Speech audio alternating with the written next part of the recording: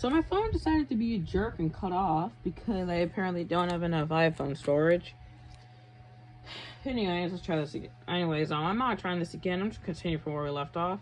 The reason why Fugo was written out of the story wasn't because he was too powerful. It was because Araki either had depression or had suffered a betrayal in real life. They planned for Fugo to betray the team, then be killed off.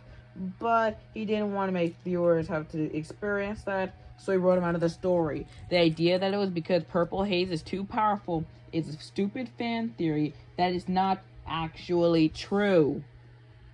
But that's an easy one, right? Now, everybody talks about that. Fugo gets kicked out of the story, and it's really stupid, but you're not supposed to talk about that because that's too easy. Alright, well, how come the main villain is revealed so late into the story? Because at this point, you don't have enough time to become invested in him.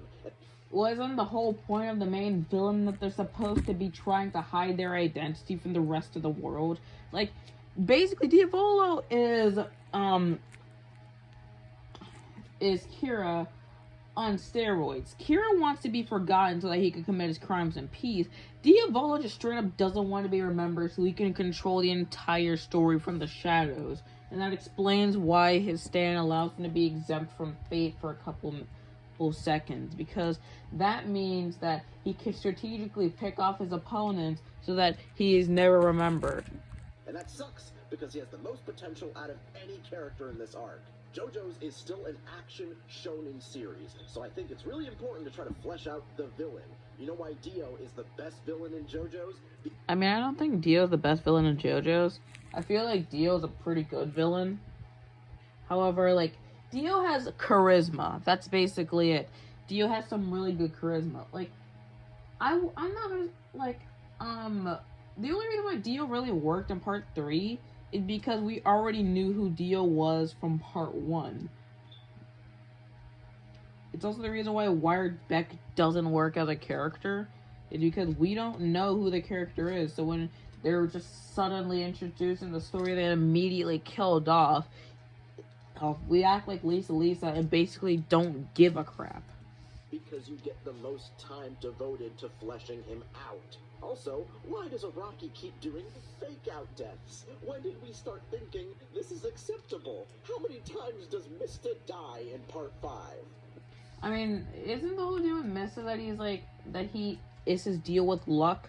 Like, the reason why out of the 6 bullets, they're numbered 1 to 7, skipping over 4 because 4 is considered bad luck.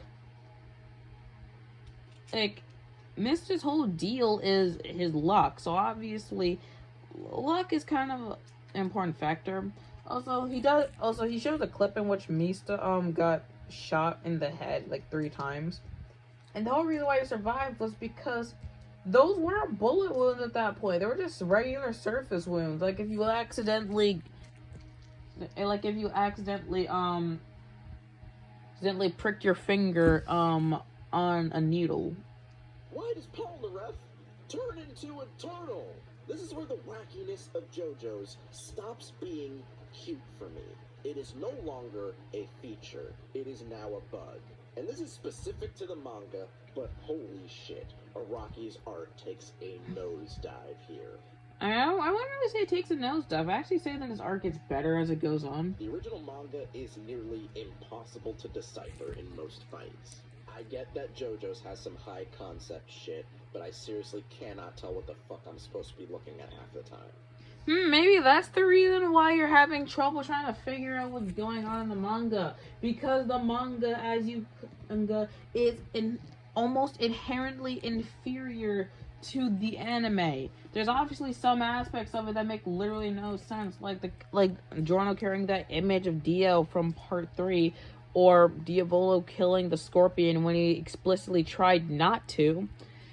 But aside from stuff like that, the anime is almost explicitly better because it allows certain things that make literally no sense in the manga because you have no idea what you're looking at to be fleshed out more properly. And everyone says that part 5 is cool because of the fights. The fights! But Marcus, the fights are so cool! Why do I care about the fights if I don't care about the story or the characters that are in the fights? And to top all of it off, part 5 is so goddamn long. Part 5 is basically just Part 3 again, except you don't get a cool final battle. You get some Deus Ex Machina ass-pull bullshit. I mean, literally, the final battle was basically to determine who was worthy of becoming on a foot as effectively a god. You do realize the Requiem arrows are kind of important, like, in general. The reason why Golden Experience Requiem is one of the most broken stands in the entire story is the same reason why a Jotaro stand is able to copy the same capabilities of Dio stand. It's because fate is an explicit thing in JoJo, and the Requiem arrows make it so that that fate is on your side and allows your stand to have an ability that allows it to reach whatever goal you desire. In the case for Giorno, that being defeating Diavolo, so he had a stand that was able to perfectly counter Diavolo by completely fixing the timeline. Which, I mean, I guess Part 3 kind of had that. But I like exactly. It, I don't know. I just think that Jotaro teaching himself how to stop time through sheer force of will is much cooler than just getting a new superpower because the story needs you to beat the bad guy. And yes, I know that my personal circumstances and how I went about enjoying this series are different than other people's.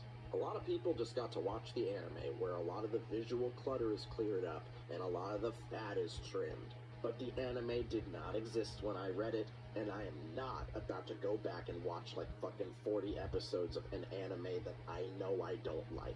And yeah, I probably wouldn't be as mad or exhausted with the series if I hadn't tried to binge it in 2 months. You tried to binge the entire fucking series in 2 months? Okay, mate. You might want to chill out a little bit. Like, it's the whole thing I mentioned about the burnout thing. Maybe you should sort of calm down. Years ago. But at that point, JoJo's just wasn't fun for me anymore. I was not having a good time. But I still fucking finished Part 5 because I told myself I would. And I heard Part 6 was interesting. And I heard that Jolene was cool and, you know, a unique JoJo for once. Okay, I can't even dispute this point at this point because I have not read the manga, meaning I have not read Part 6. So I'm just going to stop it here. Overall, I like the Cosmonaut Variety Hour. However, I will say that it's probably one of the worst videos in the entirety of this channel. I'm going to add to that dislike bar. Anyway, so yeah, have a good day, I guess. See ya.